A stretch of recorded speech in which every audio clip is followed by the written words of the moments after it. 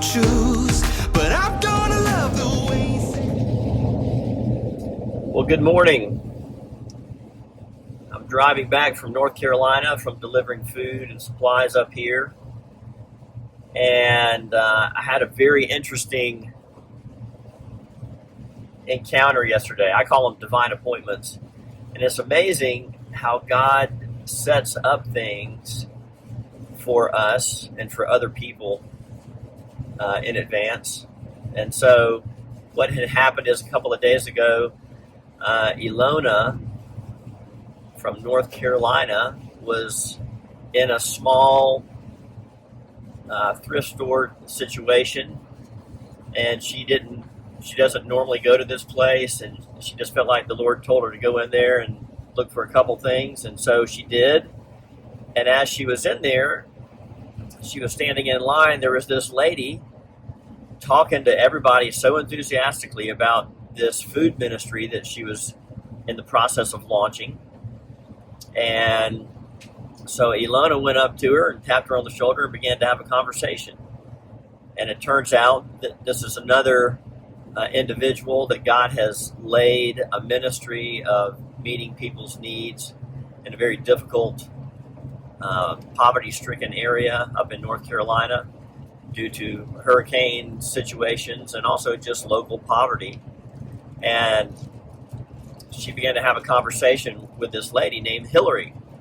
And Hillary was in the process of establishing a nonprofit to do food ministry and all kind of other programs to help people in difficult circumstances, and was just super enthusiastic about what God had called her to. And it was an amazing story. So Ilona got very excited about that meeting with Hillary. And when I came up to drop off food, we scheduled a meeting again with Hillary just to see how we could partner with her, help her accomplish some of her unfolding goals in terms of reaching people with the gospel and food and supplies and those kinds of things. And it was definitely a divine appointment. So we met at Ingles and had a coffee and began to talk about her ministry, what she was in the process of doing. And it was a very amazing story. She had lost a very close family member through a lot of crazy stuff that goes on in the world.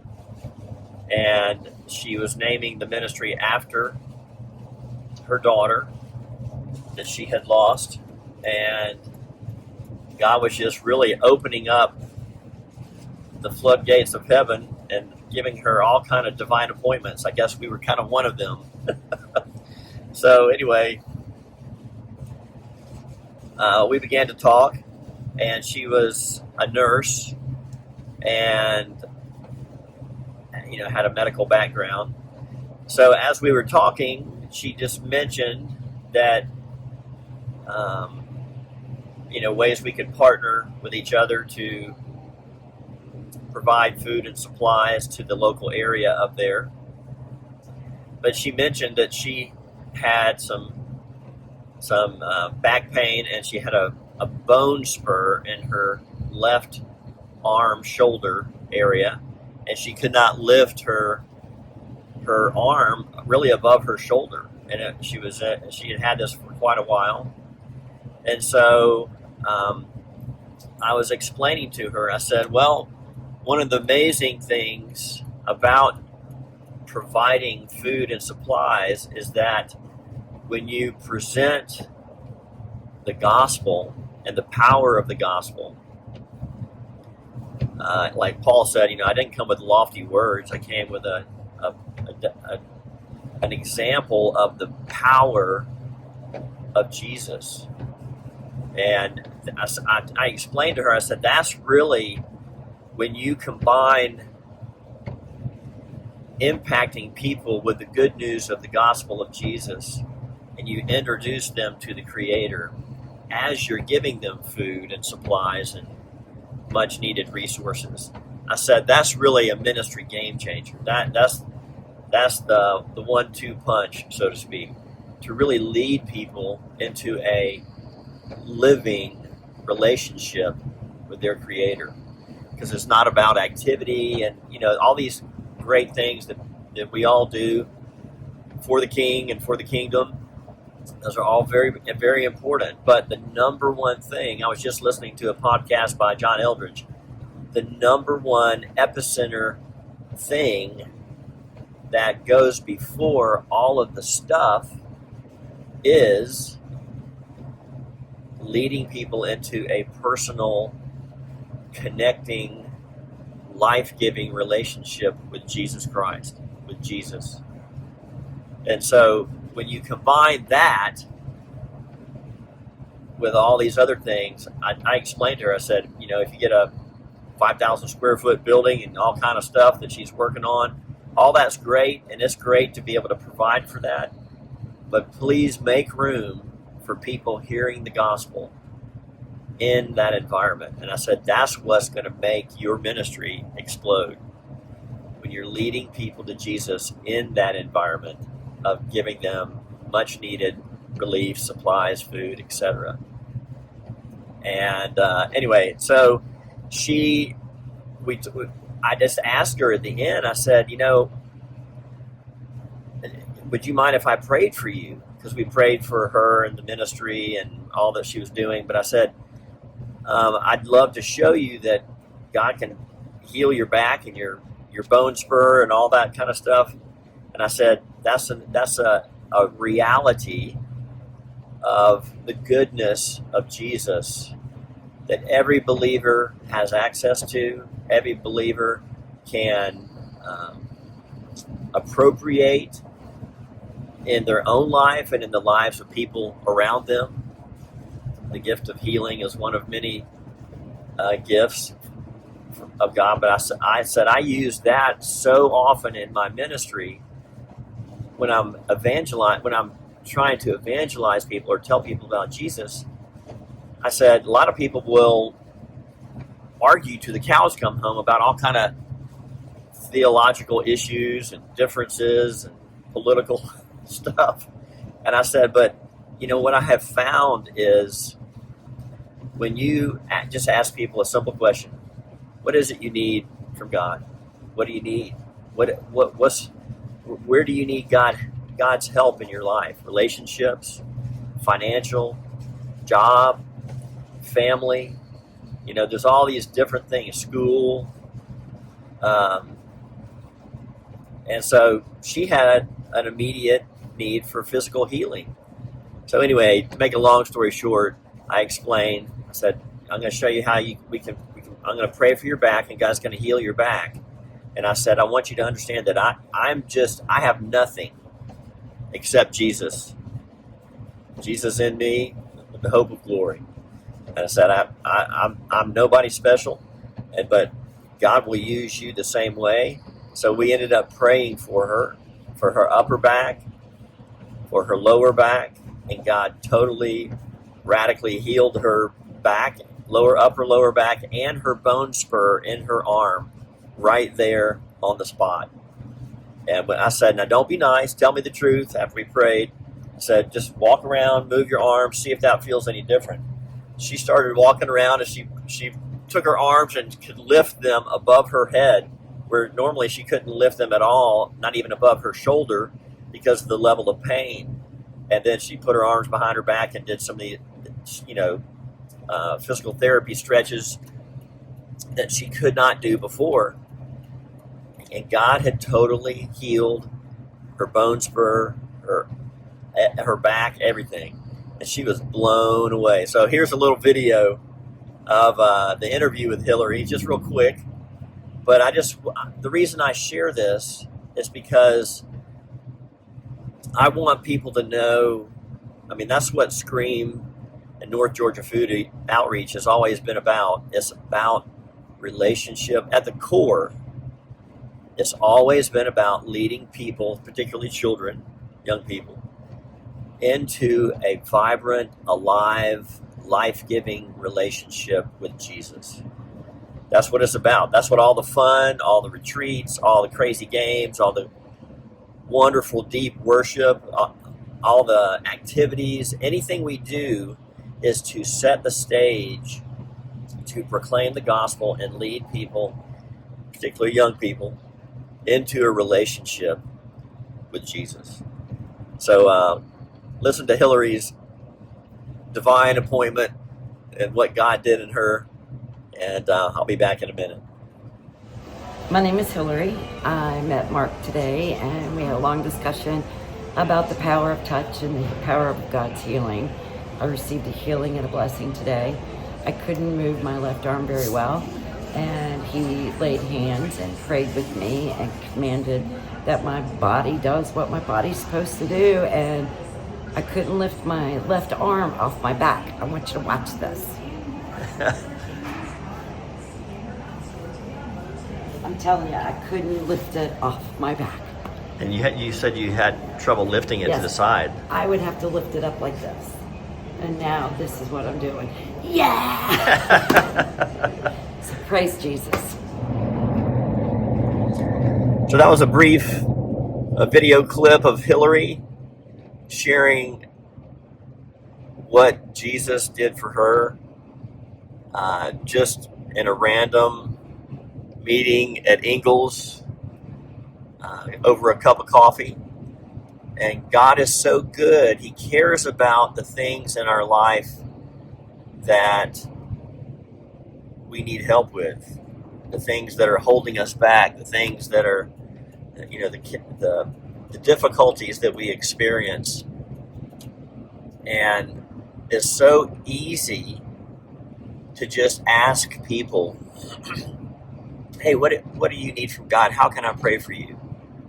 And I have found I have so many crazy divine appointment circumstances, just being the hands and feet of Jesus to people in the most unusual circumstances you find yourself in. The cash register at Publix, the deli department, the Goodwill. I mean, I've just seen God. He sets up these things, and He will use you to be the hands and feet of Jesus to people all around you. God chooses to use you and me every day in everyday circumstances, whether it be for healing, whether it be for prayer, whether it be for encouragement, whether it be for connecting people to God or connecting people to people. God will use you in amazing ways if you just say, here I am, use me, send me, and you're willing to risk. God shows up, and Jesus lives in the risk, is my experience. When you don't care what will happen, it's not up to me if God heals somebody. It's just me. It's up to me to be obedient and allow God to use me, and for me to step out in faith and just trust that God will do what He's going to do. Now, and the amazing thing is, so Hillary, she experienced some pretty amazing, very quick, powerful healing right from the throne room, right there in Ingles. But the funny thing is 10, 15 minutes later, I drove down the road up in North Carolina, stopped at a little convenience hardware store, picked up 5 bags of mulch and potting soil, and the guy that came out to help us had lost his job because where he lived up in Lake Lure had been completely washed away, and he had gotten this new job at this small hardware store out in the middle of nowhere, and he had a pretty significant limp that he was walking, and he was out there, slinging these 50-pound bags of dirt. And so I just asked him, I said, hey, what's going on with your leg? What's going on with your knee? And he told me the story behind it. And, it was an opportunity that, but God doesn't work the same way all the time.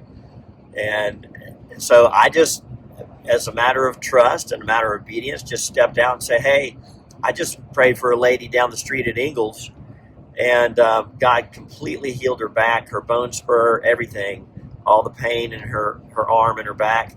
I said, would you let me pray for your knee? I said, would you be okay with that? And he was hemming and hawing, but he said, yeah, go ahead. But he was in a hurry. He wanted to do a good job, and he had just gotten this job there. But he said yes.